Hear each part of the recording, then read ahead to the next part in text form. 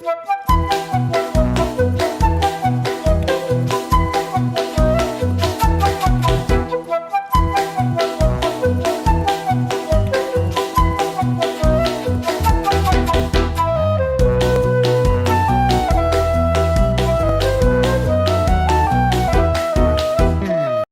ನಮ್ಮ ಬೆಳಿಗುಂಡೂಸ್ ಕಿಚನ್ಗೆ. ಆಲ್ರೆಡಿ ನಾವು ಸಾರಿನ ಪುಡಿ ಮಾಡಿ ಹಾಕಿದಾಗಿದೆ. ಇವಾಗ ನನ್ನನ್ನು ಕೇಳ್ತಾ ಇದ್ರಿ, ಸ್ವಲ್ಪ ಕ್ವಾಂಟಿಟಿನಲ್ಲಿ ಮಾಡ್ಕೊಳ್ಳೋಕೆ ಹೇಳಿ, ತುಂಬ ಕ್ವಾಂಟಿಟಿ ಜಾಸ್ತಿ ಮಾಡಿದ್ದೀರಾ, ಅದು ಮಾಡಿದ್ರೆ ನಮಗೆ ಗೊತ್ತಾಗ್ತಾ ಇಲ್ಲ ಅಂತ. ಇವತ್ತು ನಾನು ಅದನ್ನು ಸ್ಮಾಲ್ ಕ್ವಾಂಟಿಟಿಲಿ ಮಾಡೋದು ಹೆಂಗೆ, ಈ ಪುಡಿನ ನೀವು ಒಂದು ತಿಂಗಳವರೆಗೂ ನೀವು ಮಾಡ್ಕೋಬೋದು. ಈಗ ನಂಗೆ ಏನೇನು ಬೇಕು ಅಂತ ಹೇಳ್ತಾ ಬರ್ತೀನಿ ನೋಡಿ. ನಾನು ಇವಾಗ ತೋರಿಸಿರೋ ಎಲ್ಲ ಐಟಮ್ಗಳಿಗೂ ನಾನು ಮೆಷರ್ಮೆಂಟ್ಗಳನ್ನ ಕೊಟ್ಟಿದ್ದೀನಿ. ಈ ಮೆಷರ್ಮೆಂಟ್ಗಳಲ್ಲಿ ಈ ಐಟಮ್ಗಳನ್ನ ತಗೊಳ್ಳಿ. ಈಗ ಇದನ್ನು ಪ್ರತಿಯೊಂದು ಐಟಮ್ನು ಹುರ್ಕೋಬೇಕು. ಸೊ ಮೊದಲಿಗೆ ನಾನೇನು ಮಾಡ್ತೀನಿ, ಒಂದು ಬಾಣಲೆಗೆ ಎಣ್ಣೆ ಹಾಕ್ಕೊಂಡು ನಾನೇನು ಮೆಣಸಿನ್ಕಾಯಿ ಇಟ್ಕೊಂಡಿದ್ದೀನಿ ಅದನ್ನ ಕಟ್ ಮಾಡಿ ನೀಟಾಗಿ ಸಣ್ಣದಾಗಿ ಕಟ್ ಮಾಡಿ ಇದನ್ನು ನಾನು ಹುರ್ಕೊತೀನಿ. ಇದನ್ನು ಕಟ್ ಮಾಡೇ ಹುರಿಬೇಕು. ಹಾಗಾಗಿ ಹುರ್ಕೊಂಡ್ರೆ ಚೆನ್ನಾಗೇ ಬೇಯಲ್ಲ. ಮೆಣಸಿನ್ಕಾಯಿ ಚೆನ್ನಾಗಿ ಬೆಂದ್ರೇ ನಿಮಗೆ ಸಾರಿನ ಪುಡಿ ಒಳ್ಳೆ ಘಾಟ್ ಬರ್ದಿರ ಚೆನ್ನಾಗಿರುತ್ತೆ, ಇಲ್ಲಾಂದರೆ ಘಾಟ್ ಆಗುತ್ತೆ. ಸೊ ಹಾಗಾಗಿ ನೀವು ಮೆಣಸಿನ್ಕಾಯಿನ ಕಟ್ ಮಾಡಿಯೇ ಹುರ್ಕೊಳ್ಳಿ. ಈ ಥರ ಪ್ರತಿಯೊಂದು ಐಟಮ್ನು ನಾವು ಇದೇ ಥರ ಫ್ರೈ ಮಾಡ್ಕೋಬೇಕು. ಒಂದು ಸ್ವಲ್ಪ ಎಣ್ಣೆ ಹಾಕ್ಕೊಂಡಿದ್ದೆ, ಅದ್ರ ಜೊತೆಗೇ ನಾನು ಈ ಕೊತ್ತಂಬರಿ ಬೀಜ ಕೂಡ ಫ್ರೈ ಮಾಡ್ಕೊತಾ ಇದ್ದೀನಿ. ಪ್ರತಿಯೊಂದು ಐಟಮ್ನು ನಾವು ಕೆಂಪಗೆ ಹುರಿಬೇಕು, ಕಪ್ ಮಾಡ್ಕೋಬಾರ್ದು. ನೋಡಿ, ಈಗ ಜೀರಿಗೆನೂ ಹಾಕ್ಕೊತಾ ಇದ್ದೀನಿ. ನಾನು ಇವಾಗ ಏನು ಕ್ವಾಂಟಿಟೀಸ್ ನಿಮಗೆ ತೋರಿಸಿದ್ದೀನಿ, ಇದು ನಿಮಗೆ 1 ತಿಂಗಳವರೆಗೂ ಬರುತ್ತೆ. 1 ತಿಂಗಳು ಅಂದರೆ ಮನೆಯಲ್ಲಿ ಒಂದು 3 ರಿಂದ 4 ಜನ ಇದ್ದರೆ ನಿಮಗೆ 1 ತಿಂಗಳವರೆಗೂ ಈ ಪುಡಿ ಬರುತ್ತೆ. ಸೊ ನೋಡಿ, ಇದನ್ನೆಲ್ಲ ನಾನು ಹೇಳಿದ್ನಲ್ಲ, ಪ್ರತಿಯೊಂದೂ ಈ ಥರ ಒಂದಾದ್ಮೇಲೆ ಒಂದು ಹಾಕಿನೇ ಹುರಿಬೇಕು. ನಾನು ಪ್ರತಿಯೊಂದು ಕ್ವಾಂಟಿಟಿ ನಾನಲ್ಲಿ ಬರೆದಿದ್ದೀನಿ, ಏನೇನು ಐಟಮ್ ತೊಗೊಂಡಿದ್ದೀನಿ ಅಂತ ಕೂಡ ನಾನಲ್ಲಿ ಬರೆದಿದ್ದೀನಿ. ಸೊ ನೀವು ಅದನ್ನು ನೋಡ್ಕೊಂಡ್ಬಿಟ್ಟು ಹಾಕ್ಕೊಳ್ಳಿ ಪ್ರತಿಯೊಂದು ಐಟಮ್ನೂ. ಇದನ್ನು ಪ್ರತಿಯೊಂದೂ ನೀವು ಕೆಂಪಗೆ ಚೆನ್ನಾಗಿ ಹುರ್ಕೋಬೇಕು, ಮತ್ತು ಹುರಿದಿರೋದನ್ನು ಸಪ್ರೇಟಾಗೇ ಇಟ್ಕೋಬೇಕು.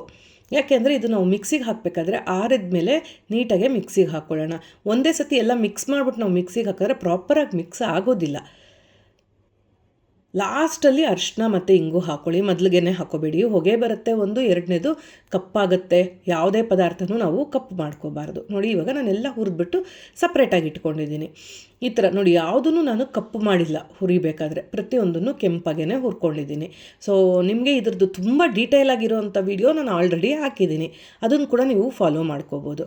ಇದನ್ನೆಲ್ಲ ಸೇರಿಸಿ ನಾವು ಈ ಥರ ಪುಡಿ ಮಾಡಿ ಇಟ್ಕೋಬೇಕು. ಕೇಳಿದ್ರಿ ನೀವು ಸಾರು ನಿಮ್ಮ ಮೆಥಡಲ್ಲಿ ಹೇಗೆ ಮಾಡ್ತೀರಾ ಈ ಥರ ಸಾರನ್ನ ಅಂತ.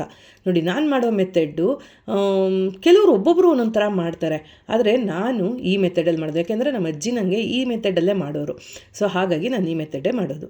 ಒಂದು ನೆಲ್ಲಿಕಾಯಿ ಗಾತ್ರದಷ್ಟು ಹುಣಸೆ ಹಣ್ಣು ಇಟ್ಕೊಂಡು ಅದನ್ನು ರಸ ತೆಕ್ಕೊಂಡು ಅದಕ್ಕೆ ಒಂದು ತ್ರಿಬ್ಬಲಷ್ಟು ನೀರು ಹಾಕ್ಕೊಳ್ಳಿ. ನೀವೇನು ರಸ ಇಟ್ಕೊಂಡಿರ್ತೀರ ಅದಕ್ಕೆ ಒಂದು ಸ್ವಲ್ಪ ನೀರು ಹಾಕ್ಕೊಂಡು ಅದಕ್ಕೆ ಬೆಲ್ಲ ಮತ್ತು ಉಪ್ಪು ಹಾಕಿ ಚೆನ್ನಾಗಿ ಗೊಜ್ಜನ್ನು ಕುದಿಸ್ಕೋಬೇಕು. ಚೆನ್ನಾಗಿ ಕುದಿಬೇಕು. ಈ ಗೊಜ್ಜನ್ನ ಎಷ್ಟು ಚೆನ್ನಾಗಿ ಕುದಿಸ್ತಿರೋ ಅಷ್ಟು ಟೇಸ್ಟಿಯಾಗಿರುತ್ತೆ ನಿಮ್ಮ ಸಾರು. ಇದಕ್ಕೆ ನಾವು 1-1.5 ಸ್ಪೂನಷ್ಟು ಸಾರಿನ ಪುಡಿ ಹಾಕ್ಕೋಬೇಕು. ಅದು ಕುದಿಯೋತ್ಲು ನಾವು ಕರಿಬೇವು, ಕೊತ್ತಂಬರಿ ನಾವೇನು ಇಟ್ಕೊಂಡಿದ್ದೀವಿ ಅದನ್ನೆಲ್ಲ ಹಾಕ್ಕೋಬೇಕು.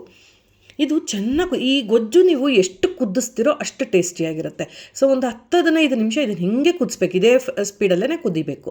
ಆಮೇಲೆ ಅದು ಬೆಂದಿರೋ ಬೇಳೆ ಹಾಕ್ಕೋಬೇಕು. ಆ ಬೇಳೆ ಬೇಯಿಸ್ಬೇಕಾದ್ರೆ ನಾನು ಹಸಿಮೆಣಸಿನ್ಕಾಯಿ ಕೂಡ ಹಾಕಿರ್ತೀನಿ 1-2. ಸೊ ಅದು ಒಂಥರ ಟೇಸ್ಟ್ ಕೊಡುತ್ತೆ.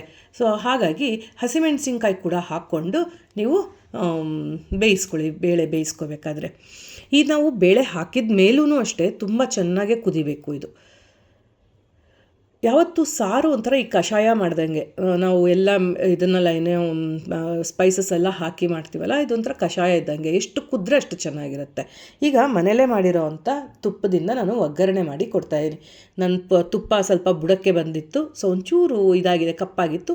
ನಾನು ಹಾಗೆ ಹಾಕಿದೆ, ಟೇಸ್ಟ್ ಏನೂ ಆಗಿಲ್ಲ. ಸೊ ಫ್ರೆಶ್ ಆಗಿರೋ ತುಪ್ಪ ಹಾಕ್ಕೊಂಡು ಈ ಥರ ಒಂದು ಸಾರನ್ನ ರೆಡಿ ಮಾಡ್ಕೊಳ್ಳಿ. ತಿಂದು ನೋಡಿಬಿಟ್ಟು ಹೇಳಿ ಹೇಗಿತ್ತು ಅಂತ. ಇಷ್ಟ ಆಯಿತು ಅಂದ್ಕೊತೀನಿ. Simple easy recipe.